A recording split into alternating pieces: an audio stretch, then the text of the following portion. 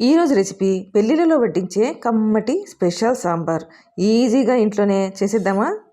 ఎన్ని కర్రీలు ఫ్రైలతో అన్నం తిన్నా కూడా 2 ముద్దల సాంబార్తో తింటే ఆ తృప్తే మరో విధంగా ఉంటుందండి.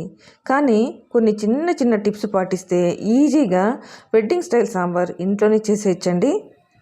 అదెలాగో చూసేద్దామా?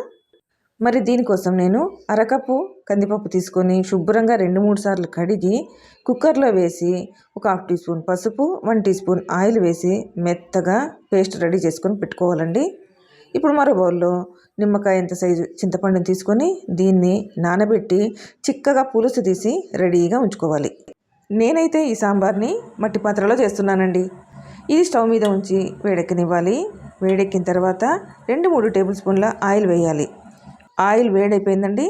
ఇప్పుడు దీంట్లోకి 1 టీ స్పూన్ ఆవాలు, 1 టీ స్పూన్ జీలకర్ర వేయాలి.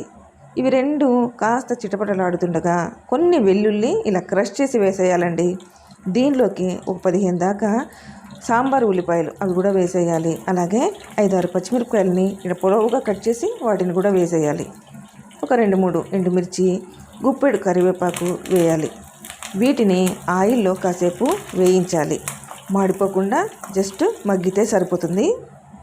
ఇప్పుడు దీనిలోకి చెక్కు తీసి ఇలా పెద్ద పెద్ద ముక్కలుగా కట్ చేసుకున్నాం కదండి, సొరకాయ ముక్కలు వేసేయాలి. అలాగే ములక్కాడలు 2, కొన్ని బెండకాయ ముక్కలు, కొన్ని క్యారెట్, ఒక 2 క్యారెట్లు సరిపోతాయండి.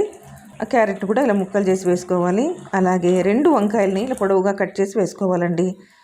2 టమోటాలు పెద్దవి పండిన టమోటాలు అవి కూడా పొడవుగా కట్ చేసి వేసుకోవాలి. అలాగే 1/2 టీ స్పూన్ పసుపు, కాస్త ఉప్పు వేసుకోవాలండి. పసుపు, ఉప్పు కూరగాయ ముక్కలకు బాగా పట్టేలా ఇలా కలుపుకోవాలి. వంకాయలు ఈ సాంబార్కి స్పెషల్ రుచిని తీసుకొని వస్తాయండి.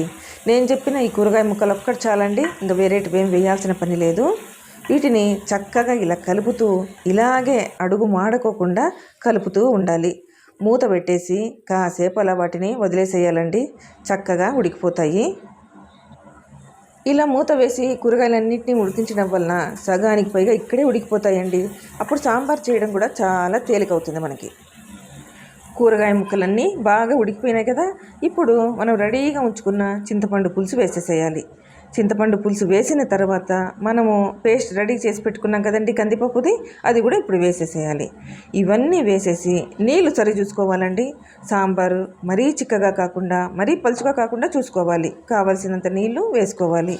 ఇప్పుడు ఈ పులుసులో ఈ ముక్కలన్నీ ఉడకాలండి. ఇలా ఉడకడం వలన కూరగాయ ముక్కలన్నింటికి చింతపండు పులుసు బాగా పట్టి అప్పుడు మరింత రుచిగా అనిపిస్తుంది సాంబార్. కుక్కర్లో చేసేదానికన్నా సాంబార్ని ఇలా విడిగా చేసుకుంటే చాలా రుచిగా ఉంటుందండి. నేను మరికొన్ని నీళ్లు యాడ్ చేశానండి. ఇప్పుడు కారం పొడి 2 టేబుల్ స్పూన్ల సాంబార్ పొడి వేసుకోవాలి. కారం పొడి చూసి వేసుకోండి, ఇదివరకే మనం పచ్చిమిర్చి వేసాం కదా. ఇప్పుడు ఇదంతా ఒక్కసారి కలుపుకొని మరి కాసేపు ఉడకనివ్వాలండి. మనము వేయించేటప్పుడే కూరగాయ ముక్కలు చాలా వరకు ఉడికిపోయి ఉంటాయి. సాంబార్లో ఉడకడానికి పెద్దగా టైం తీసుకోదు, చక్కగా ఉడికిపోతాయండి. మరోసారి సాల్ట్ చెక్ చేసుకొని ఇప్పుడు తక్కువైతే కూడా వేసుకోవచ్చు.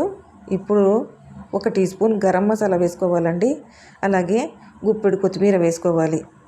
ఈ గరం మసాలా అనేది సాంబార్కి అడిషనల్ ఫ్లేవర్ ఇస్తుందండి. అంతేనండి, గుమగుమలాడే వెడ్డింగ్ స్టైల్ సాంబార్ రెడీ అయిపోయిందండి. తినడమే ఆలస్యం. ఇలా రెడీ అయిన సాంబారు గిన్నెలోకి తీసేసుకుందామండి.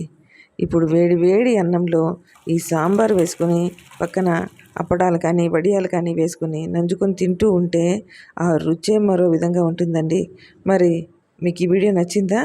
మీరు తప్పకుండా ట్రై చేస్తారు కదా. మీకు ఈ వీడియో నచ్చితే నా మాషీస్ ఛానల్ని సబ్స్క్రైబ్ చేయడం మాత్రం మర్చిపోకండి. Thanks for watching.